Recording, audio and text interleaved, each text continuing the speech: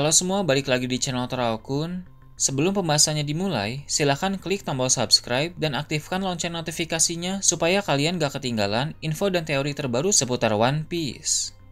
Buat kalian yang mau informasi tambahan soal SBS atau databook, kalian bisa follow Instagram Toraokun. Di sana admin akan memposting soal SBS, databook, dan berbagai teori singkat. Sekarang lanjut ke pembahasan. Tidak diragukan lagi bahwa kedatangan dari semua Gorosei ke Pulau Egghead akan membuat pertempuran di sana menjadi seru dan panas. Namun, setelah melalui pertarungan yang sulit, bajak laut topi jerami akan berhasil meninggalkan pulau masa depan itu dengan selamat. Hanya saja, di balik hal tersebut akan ada kematian dari tokoh-tokoh tertentu. Lolosnya bajak laut topi jerami dari Gorosei itu pun akan membuat mereka dianggap semakin berbahaya oleh pemerintah dunia, sehingga akan ada kenaikan bounty yang signifikan, terutama untuk Luffy. Luffy akan berhasil menghabisi salah satu Gorosei, sehingga Gorosei pun hanya tersisa 4. Itu tentu merupakan pukulan yang sangat besar bagi pihak pemerintah dunia, sehingga sudah pasti mereka akan memberi bounty yang sangat besar kepada Luffy. Seperti yang admin bahas pada video sebelumnya, selain robot kuno, Luffy pun akan mendapatkan hal lain lagi, yaitu senjata. Karena siluet Nika diperlihatkan memegang pedang dan tombak. Luffy memang bukan tipe petarung yang mengandalkan senjata, namun dalam chapter lalu, kita bisa melihat dia menggunakan senjata pemukul baseball.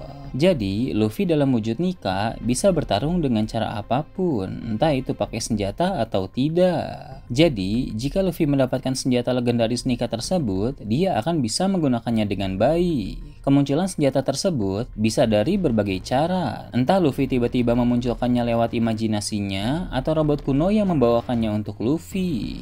Dengan senjata pedang dan tombak Luffy itu, tentu akan memberikan dampak serangan yang luar biasa kepada musuh. Sepertinya, luka permanen yang ada di tubuh Gorosei tercipta karena senjata Joy Boy tersebut. Dengan kata lain, Gorosei tidak akan bisa regenerasi jika terkena serangan senjata itu. Luffy mungkin tidak berniat membunuh, karena memang Luffy bukan orang yang suka membunuh musuhnya, dia lebih suka mengalahkan. Namun, karena pedang dan tombak tersebut sangat kuat, serangan Luffy pun memberi luka fatal ke tubuh Gorosei, dan dia tidak bisa regenerasi, sehingga Gorosei tersebut pun akan kehilangan nyawa.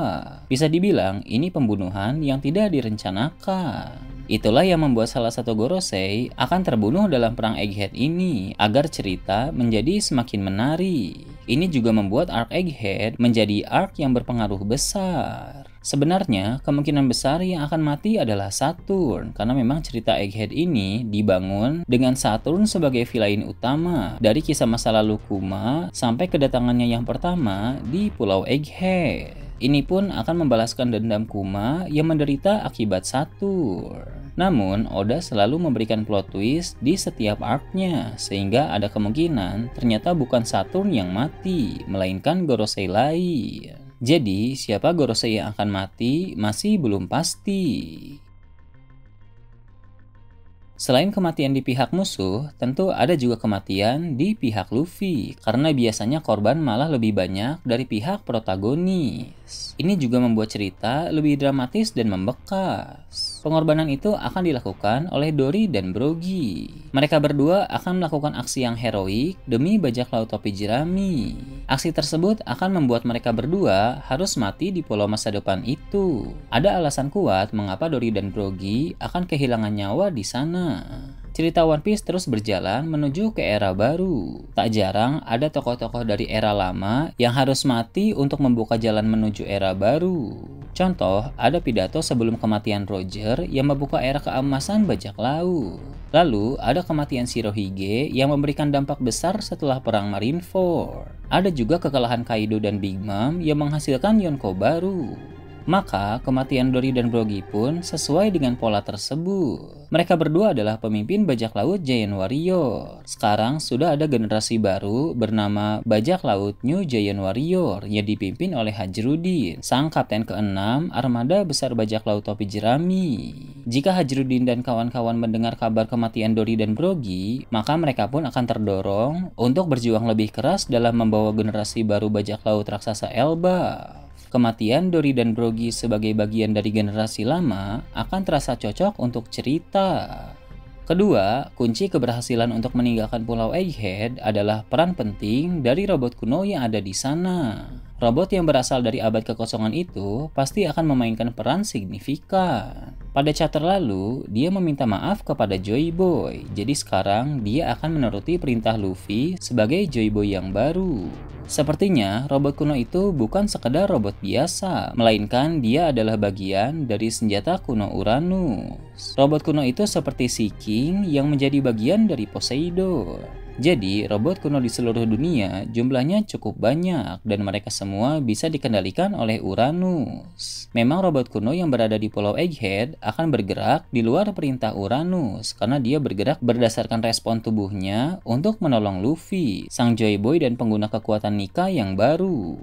Pada masa lalu, Joy Boy yang lama berhubungan baik dengan Uranus, sama seperti dia juga memiliki hubungan dengan Poseidon. Seperti yang kita tahu, Joy Boy pernah meminta maaf kepada Poseidon, dan itu tercatat dalam Poneglyph, yang mana hal tersebut menandakan dia dan Poseidon saling mengenal. Jadi, tak mengherankan bila dia juga mengenal senjata kuno lain, yaitu Uranus. Uranus adalah makhluk hidup seperti Poseidon yang bisa mengendalikan banyak robot kuno. Robot-robot kuno pun diprogram oleh Uranus untuk membantu Joy Boy secara otomatis saat diperlukan. Berhubung Luffy adalah Joy Boy yang baru, maka program tersebut pun menjadi berlaku untuk Luffy. Uranus sendiri sepertinya adalah cyborg. Jika Poseidon yang memiliki kekuatan memerintahkan Sea King adalah Putri Duyung, yang mana Putri Duyung berkaitan dengan makhluk laut, maka Uranus yang bisa memerintahkan robot kuno pun haruslah berkaitan dengan robot. Jadi, kemungkinan besar Uranus merupakan seorang cyborg. Dalam berbagai fiksi ilmiah dan media populer, Uranus memang sering dikaitkan dengan robot dan teknologi. Maka tak mengherankan bila Eiichiro Oda pun melakukannya dalam cerita One Piece. Setelah bajak laut topi jerami berhasil melalui pertarungan yang sulit, pengorbanan Dory dan Brogy, serta peran penting robot kuno, maka nama mereka pun akan semakin melambung tinggi. Lolos dari para Gorosei, bahkan Luffy pun mampu menghabisi salah satu dari mereka adalah prestasi yang luar biasa. Luffy dan kawan-kawan akan semakin dianggap berbahaya oleh pihak pemerintah dunia, dan bounty mereka akan meningkat signifikan. Zoro, Sanji, dan Jinbei yang terlibat dalam pertarungan melawan Gorosei, bounty-nya akan naik drastis. Sedangkan Luffy tentu kenaikannya lebih drastis lagi karena dia menghabisi salah satu Gorosei. Dari petunjuk yang ada di pemukul baseball Luffy, ada angka 56.